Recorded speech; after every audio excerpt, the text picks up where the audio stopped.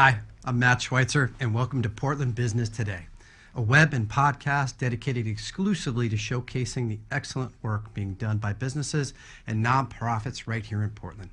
The show is produced by the studio at North Rim, so if you're interested in doing a show of your own, check it out at northrimstudios.com. They have all the right gear, a great space, and a team that will make sure you do it right. In the 1990s, a group of professionals saw a significant gap between the delivery of child welfare services and the mental health needs of children in foster care. In response, they established an organization called the Kinship House.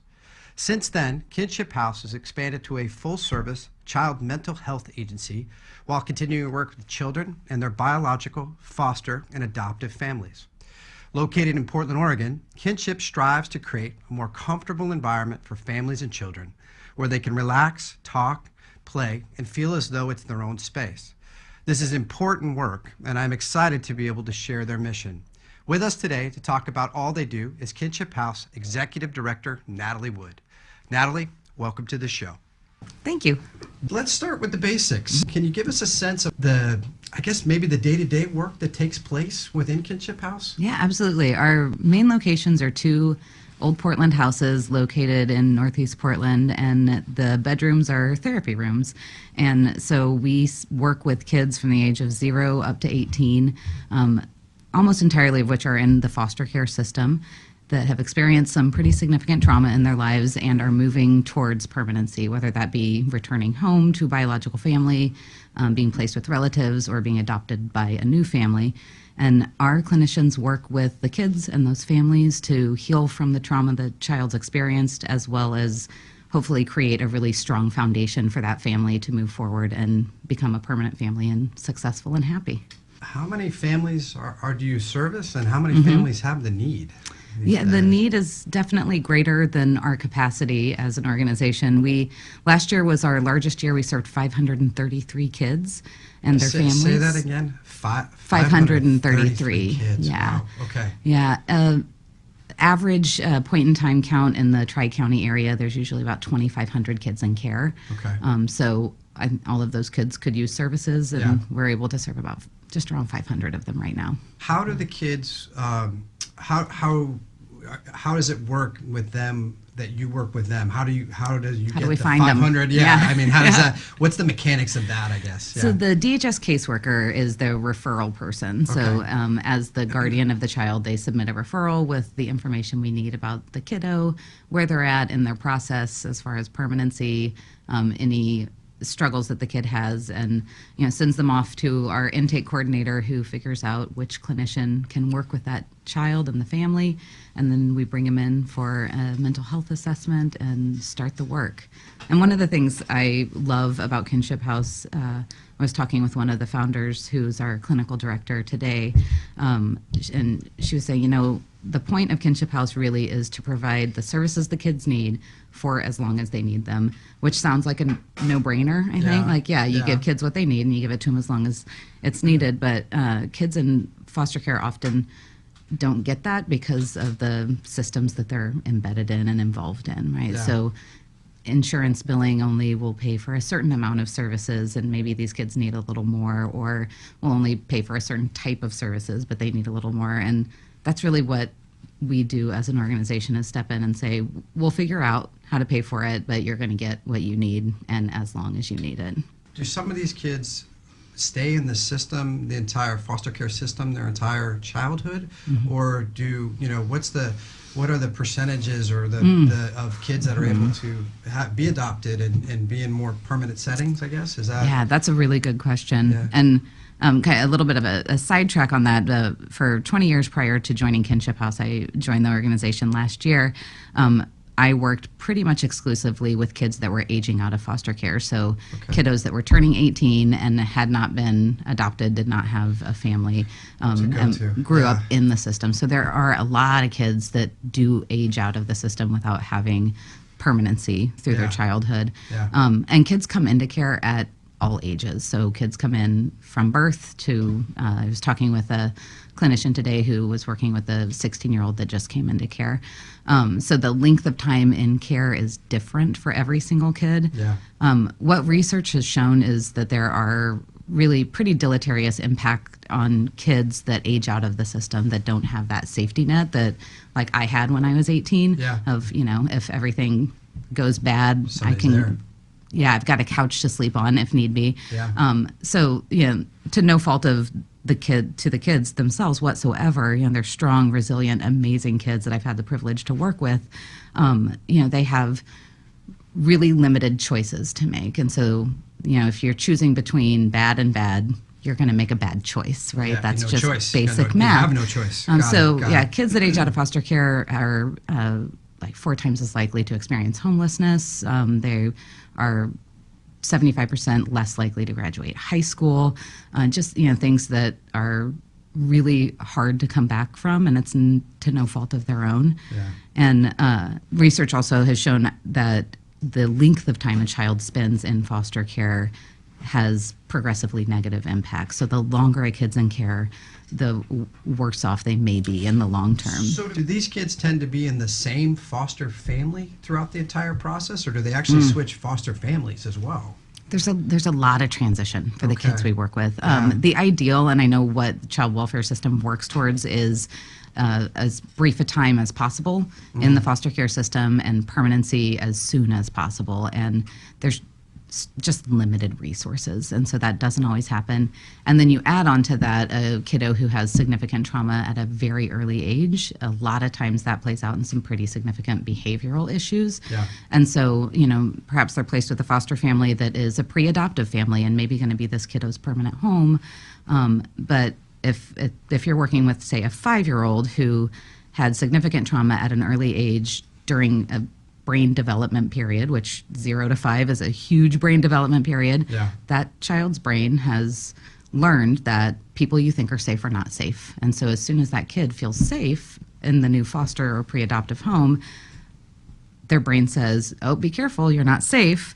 And they start to have some serious behavioral issues. Because the wiring is just backwards. Absolutely, right? It's just exactly. backwards. Yeah, Wow. the synapses that need to fire haven't been fired, and so they're having a hard time learning how to fire those. Yeah. And so what we see is a lot of disruption. So, most of the time, I don't know percentages on it, but most of the time, once a child is with an adoptive family, we do everything we can to make sure that that is the family that the adoption goes through and that it's a stable and successful family, not without hardship, Yeah. but working to provide the adoptive parents the skills they need to help navigate all of this stuff coming down the pipe. Are there enough foster families? Do you have enough families that are able to step up and do that work? Nope. Yeah. That is a huge challenge, especially within the last couple of years within the Okay. state of Oregon. There's definitely not enough foster families for kiddos. Yeah. So we've had kids, there's been news articles about kids sleeping in hotels and in offices. And one of the things I think about a lot with the kids that we're working with, like if you're working on healing from significant trauma that brought you into foster care and you're transitioning from respite provider to foster home to potentially adoptive home, but that didn't work, so to a new foster home, every one of those transitions is also traumatic for a kiddo. The deck for these young children is stacked very heavily against them. Is Yes, it not? it really is. Yeah. How do you define success? Our overarching goal is to work with kids and families to create that foundation so they can remain a family into the future.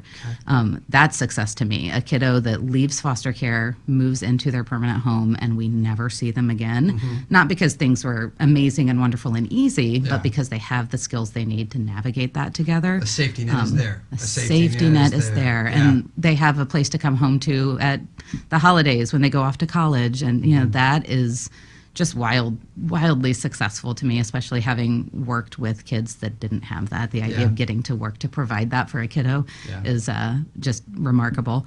We have a set of twin sisters that was receiving services from one of our clinicians years ago. They're now 17, and one of the sisters came back and said, can I come see you again? I want to come see you again and have some therapy. And again, we provide the services that are needed as long as they're needed. And so Yep. the answer is yes, come on back, we'll take you. And she's been working with this young woman, significant trauma history that really impacted some of her her intellectual processing. And this girl has worked really, really, really hard. She's on track to graduate. She's graduating this year, walking with her class, and found out today, well, we found out today that she got a full ride scholarship to any college of her choice. And she was one of 26 kids in the nation that got that. Wow. And we had nothing to do with that part. Okay. She worked her tail off to get that scholarship. But in talking with the clinician, when she met this young woman and her family, that didn't seem like it was in the cards. Okay. And our clinician worked really, really hard to support that family and stabilize them. And this kid's seeing some wild success. Those are probably I'm sure those are the stories that help keep you going, right? The ones that just keep you, all right, we're on the right. Yes. We're on the right vein. Write it down. So along that line then, as an organization, obviously we talked a little bit about what it means for the individual, the kiddos there, but as an organization, what are the challenges for Kinship House as an organization? What are you faced right now? That is a really good question. What keeps you awake at night, I guess? In respect to the organization, respect to the organization, right? Well, we are a nonprofit organization, and we're a nonprofit for a reason, because there's not a lot of funding that covers all the services we provide.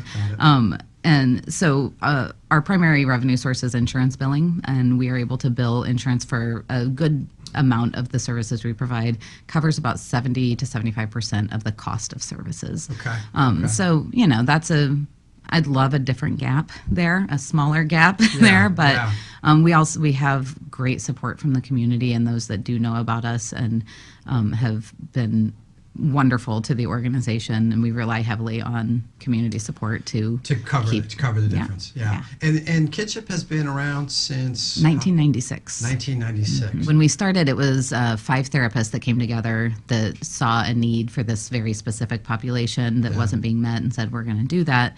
So we started with 5 therapists and serving, a couple hundred kids, or really right around 100 kids a year. And we've grown, we're 5 times that now, and we have 17 clinicians. So the bigger we grow, the bigger the gap grows, and that's just how math works. But it's worth it. And these clinicians, though, they're all staff, right? It's all, so they give us a sense of, for a clinician, what's a day, a week, a month look like for a clinician? Can you give us a sense of that? What does their work look like? They are some of the hardest working people that I've ever met. So a day in the life of a clinician, you come into work, you set your stuff down, and you probably have your first appointment with a family, and they're walking into therapy rooms, 4 or 5 times a day with kiddos and families, and diving deep into some really hard and heavy stuff. One thing that I found in my experience working within the system is that a lot of times the child's mental health needs is not central to decision making always. And that's not because people don't care. It's because there's many, many competing priorities. There's the state's attorney and the parents' rights and all of that. Do your clinicians also become part of the advocacy part of that? Is that part of it? Okay. That's exactly what they do. So we have our clinicians go to family team decision-making meetings or adoption panels and give recommendations to the powers that be. We don't get to make decisions about the kids' lives, right? We don't get to decide where they're placed or on what timeline they transition to this new placement. But our clinicians advocate fiercely for what process is going to be best for the child, right? Like, if this is where this child's going to live, this is how we need to transition them and on this timeline for this kid, and make recommendations. We also do a lot of testifying in court, whether that be on ongoing cases that clinicians are working on. They get subpoenaed often, or if that's doing best interest assessments, doing a quick dive into a family group to say, it would be in the best interest of the child to be placed with the sibling or here or there. I would assume the court system probably relies fairly heavy when you guys on your clinicians when they're giving testimony, because they're the ones that are mental health experts that can really say, look, this is what I do, and this is what I think is going to be best, the child's best interest, right? Yeah, our clinicians are brought in as expert witnesses, and I think they are very much listened to and respected in the courtroom. And in my experience working with kiddos, that by the nature of being in the foster care system, you are involved in the court system. rarely did I have an experience where a child's mental health therapist was willing or able to testify. It's honestly an anomaly.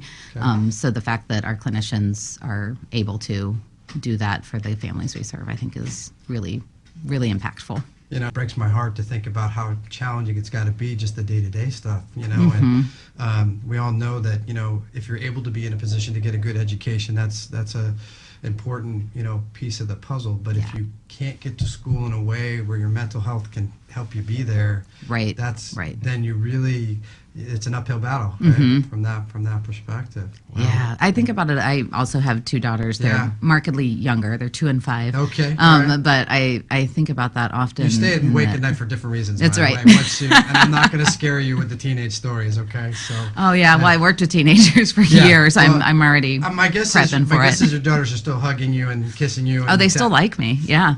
Stay in that mode as long as you can. That's what I like to say. Have children, not teenagers, okay? That's why they come out so little. That's another show. Anyway. But no, I think about that in the work that we do with the families, and that's why I say, it's not that we're creating a foundation because now it's going to be easy, because these kids are also just normal humans, and they're going to be 15 and dealing with the exact same stuff your 15-year-old is dealing with. Yep. And if we haven't worked through some of that trauma history, and we haven't helped them create secure attachment to their parents, it's tougher. It's going to be so much harder. So, really giving the families and the kids the skills they need to navigate that stuff that we all have to navigate anyways. How about adoptive parents then? Is that's obviously that's another big piece of the puzzle. How does that work? Too. So that works through a myriad of ways as well, through adoption agencies, as well as there's foster to adopt families. We have one case right now of a couple young boys that were with a foster family for a long time, and they were insistent that they were not going to be adoptive families, they were a foster family. That was their role. And they're adopting the kids. Got it. So that happens. Yeah. That definitely happens. And the matching of kids with families it's a very interesting process, and one that we are involved in to say, make our recommendations of, we think this kid's going to succeed, most likely to succeed in this family or that family. Yeah. But DHS does the legwork on finding those individuals. So let's talk about the little harder part, which is we talked about that earlier. Every nonprofit has the need to raise funds, right? And that's probably a never-ending process. You guys have a couple of really nice events that you do. I think you have one coming up this summer right now. Is that right? Okay. Yeah. Our annual Arkin mini golf event. It's one of my favorite Saturdays. I don't, you don't love working on a Saturday, but this one is worth it. Okay. We have a mini golf course at a big golf course that we rent out, and we have a magician come and a guy that does balloon animals, and the kids get to play putt-putt and get their face painted and have lunch. And the patrons of that event are the kids we work with and their families. Okay. And the idea behind it is that, when kids come to Kinship House, when they come there, they're doing really hard work. I said our clinicians work really hard, and the staff as a whole works really hard, but there's no one that works harder at Kinship House than those kids. Yeah. They're doing very heavy, intense work while they're there. And so if we can provide them with a day where they don't have to work, they can just be kids and play and not worry about stuff. And it's just wonderful to see some of the kiddos that I get to see in the lobby, playing putt-putt and having a positive experience with their families. So that's lovely. And we always, it is a small event that is run by staff and volunteers. So if people are interested in supporting that event either as sponsors or as volunteers, the more the merrier. The opportunities for that? Yeah, fantastic. Absolutely. And then you do a signature larger event every year too? Is that right? Yeah. We have an annual fundraising event in October. It's our Light the Way auction. And last year and this coming year, it'll be at the Lagunitas Community Room, and it's a really fun event. It's a happy hour event, so you don't have to sit down and have like stuffy dinner with people you don't know, which no offense to those ones. Those are great. No worries. But, I got it. I got it. Everybody's got a role. It is, yeah, and we have a bluegrass band that comes and plays, and we have fun. a small auction, and Lagunitas donates beer. And That's fantastic. I really appreciate you sharing all this information today, and I so grateful that you're there for those kids. It's a tough, hard work, and I'm glad you guys are there. I'm assuming if folks want more information about Kinship House, they go to the website at this point? yeah, website. We're on Facebook and Instagram and LinkedIn. So they really appreciate you coming today to share Kinship House. This was fun to do this. And Thank you so much. I wish you guys all the best success as you move forward. Thank Okay? you.